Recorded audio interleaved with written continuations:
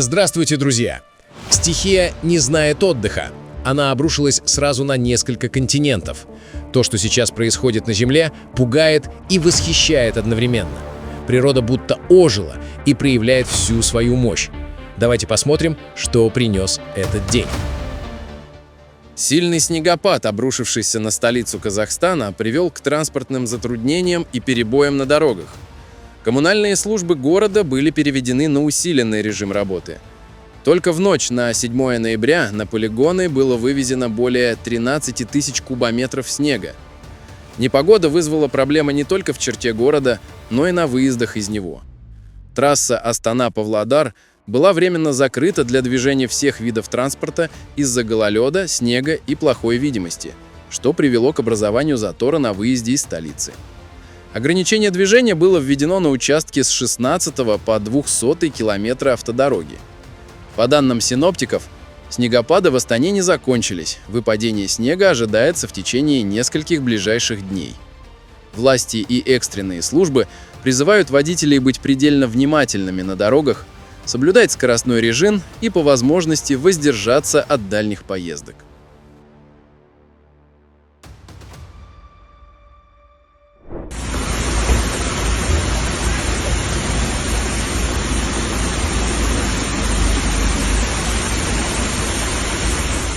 Сильные проливные дожди обрушились на восточное побережье Сицилии, вызвав масштабные наводнения в Сиракузах и других частях региона.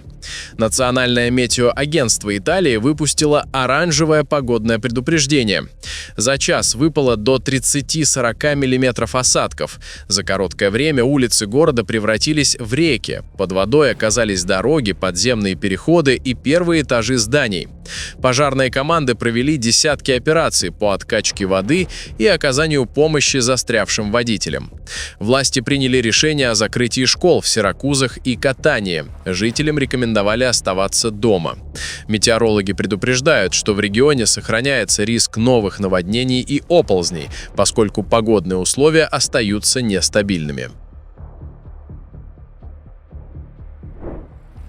В Карабудахтенском районе Дагестана потерпел крушение частный вертолет К-226, принадлежавший Кизлярскому электромеханическому заводу. В результате катастрофы погибли 4 человека, еще 3 получили ранения и были госпитализированы. Инцидент произошел в пятницу днем, когда вертолет, на борту которого находились сотрудники завода, выполнял рейс из Кизляра в Избербаш. По предварительным данным экстренных служб, причиной крушения могла стать техническая неисправность. Сообщается, что экипаж пытался совершить вынужденную посадку. Вертолет рухнул на нежилой частный дом в районе населенного пункта Ачисув, полностью разрушив его. На месте падения возник сильный пожар, который охватил территорию около 80 квадратных метров. Пожарным расчетам удалось оперативно локализовать возгорание. Пострадавшие были доставлены в больницу города Избербаш. Они находятся в тяжелом состоянии. Росавиация классифицировала происшествие как катастрофу. Возбуждено уголовное дело по статье о нарушении правил безопасности движения и эксплуатации воздушного транспорта. Рассматриваются и другие версии произошедшего. Мощный торнадо, обрушившийся на муниципалитет Рио-Бонито-ду-Игуасу в пятницу днем, привел к катастрофическим разрушениям и человеческим жертвам. По данным местных властей и служб гражданской обороны, 5 человек погибли и более 130 получили ранения. Город буквально превратился в зону боевых действий. Стихия, вызванная прохождением мощного внетропического циклона, который затронул весь юг Бразилии, оставила за собой шлейф разрушений. По оценкам властей штата Парана, от стихии пострадало около 80% территории города. Более половины зданий получили повреждения, многие дома полностью лишились крыш, некоторые постройки обрушились. Повалены столбы электропередач, улицы завалены обломками и поваленными деревьями, перевернуты автомобили. Губернатор штата Парана объявил чрезвычайное положение. На месте работают бригады гражданской обороны, пожарной охраны и экстренные службы, оказывая помощь пострадавшим. Метеослужба классифицировала шторм, породивший торнадо, как суперячейковую грозу. Скорость ветра в эпицентре оценивается в 250 км в час. Друзья, если вас тоже не оставляют равнодушными подобные события, поддержите видео лайком и подпишитесь на канал.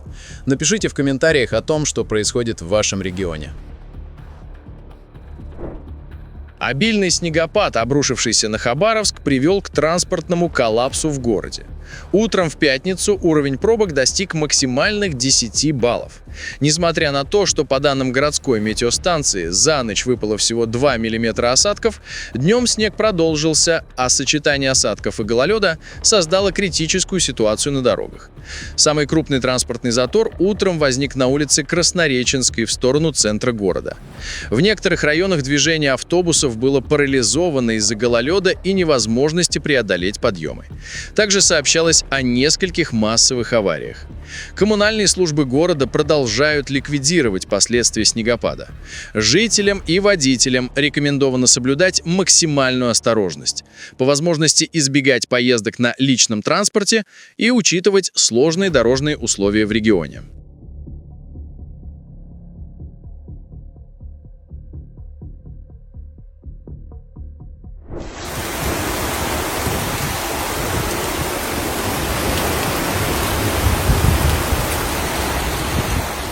Сильные проливные дожди, обрушившиеся на южные провинции Таиланда в сочетании с высоким приливом, привели к частичному затоплению популярного туристического города Патонг на острове Пхукет.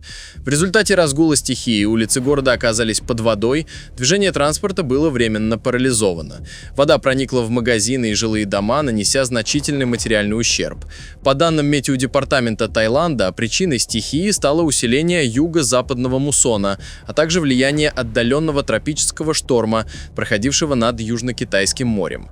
Местные коммунальные службы оперативно провели работы по откачке воды и очистке дорог от нанесенного ила и мусора.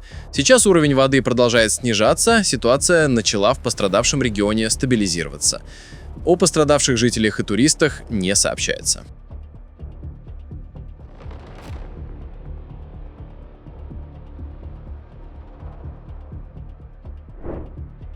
В четверг вечером жители Камчатки наблюдали в небе яркий болид. Его полет над Авачинским перевалом попал на камеру. Официальной информации пока не поступало. Предположительно, объект полностью сгорел в атмосфере.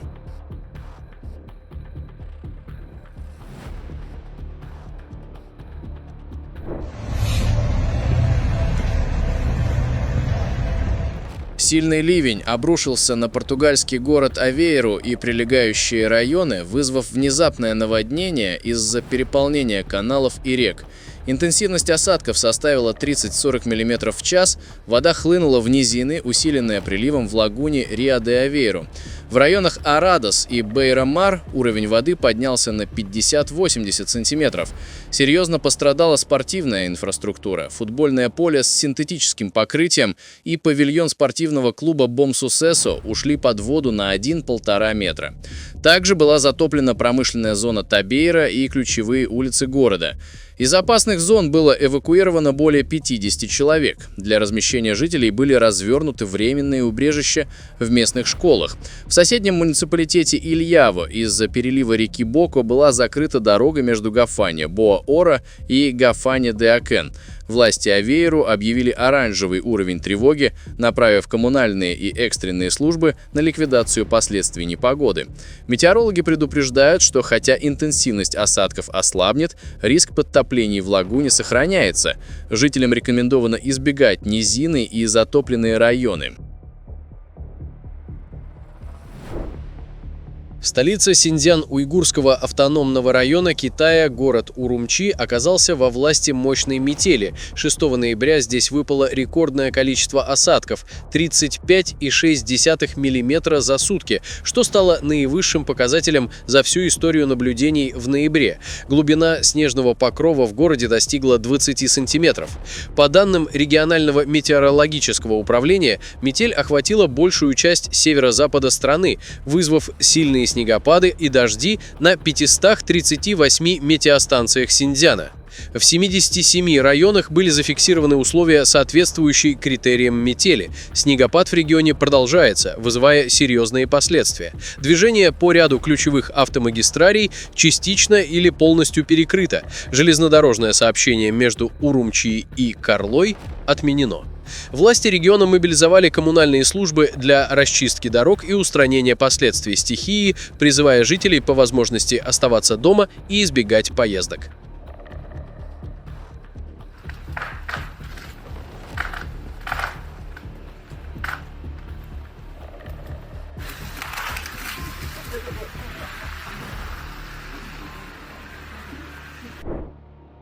Один из самых активных вулканов Индонезии, Мерапи, продолжает проявлять повышенную активность.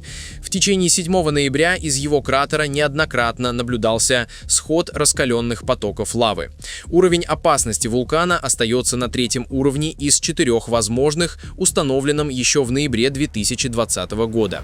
Это означает, что хотя извержение не является крупномасштабным, сохраняется риск схода лавы и пирокластических потоков, которые могут распространиться на расстояние до 7 километров от вершины в юго-западном направлении, затрагивая русло рек. Власти призывают жителей и туристов держаться подальше от потенциально опасных зон и следить за официальными предупреждениями.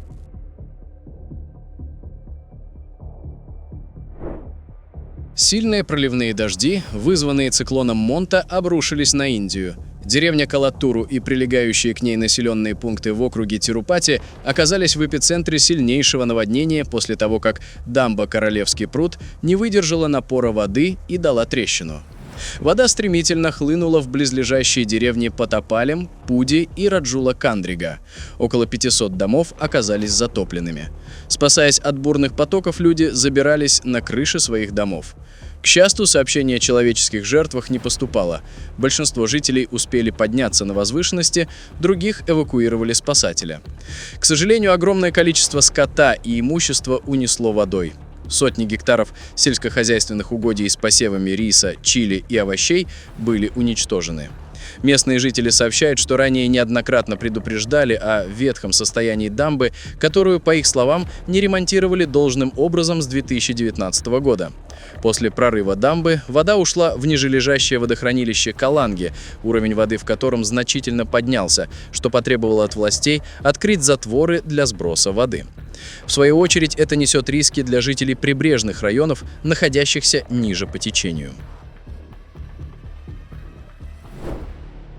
В районе города Хэри-Смит в провинции Фри-Стейт в ЮАР прошел торнадо. Местные метеорологические службы сообщили, что система развивалась стремительно на фоне сильной грозы, проходящей через восточную часть провинции Фри-Стейт. Сообщение о серьезном ущербе или пострадавших пока не поступало, однако местные власти и экстренные службы продолжают мониторинг ситуации и сбор данных о возможных последствиях стихии. Жителям региона на фоне непогоды рекомендовано оставаться в безопасных местах и следить за погодными обновлениями.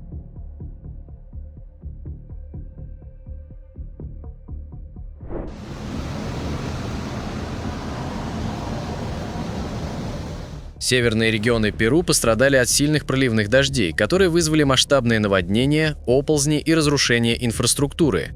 Осадки затронули несколько департаментов, включая Кахамарку, Пьюру и Ла-Либертад. По данным Национальной службы метеохологов Перу, был объявлен оранжевый уровень погодной опасности. В департаменте Пьюры ливни стали самыми интенсивными за последние 30 лет. Менее чем за 9 часов выпало до 14 мм осадков, что привело к коллапсу ливневой системы, многочисленным затоплением улиц и перебоем в электроснабжении.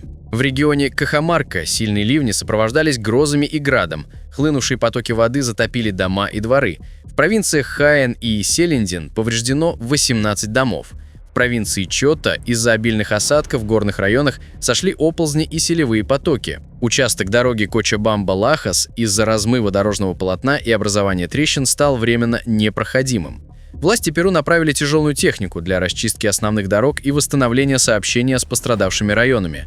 Местное население призвали быть готовым к возможной эвакуации в случае ухудшения ситуации, поскольку риск наводнений и оползней сохраняется из-за неустойчивых погодных условий. Вулканический комплекс Планчон-Петероа, расположенный на границе Чили и Аргентины, последнее время проявляет повышенную активность. В пятницу он выбросил столб пепла и газов на высоту до 1100 метров над кратером.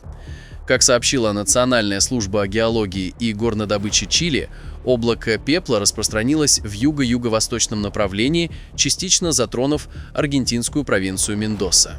Специалисты также отмечают слабое свечение кратера и низкочастотную сейсмичность, что свидетельствует о продолжающихся внутренних процессах в вулкане. Уровень вулканической опасности в регионе остается на желтой отметке. Непосредственной угрозы для населения нет, но введен режим усиленного мониторинга за деятельностью комплекса. Планчон Питероа – это стратовулкан с обширной историей извержений. Последние значительные наблюдались в 2018-2019 годах. Текущий цикл начался 25 октября с газовых выбросов и сейсмического роя. За 2 недели зафиксировано уже 8 импульсов, и частота увеличивается. Друзья, на этом наш выпуск завершен. Будем рады видеть вас снова. Подписывайтесь и до встречи завтра в новом выпуске.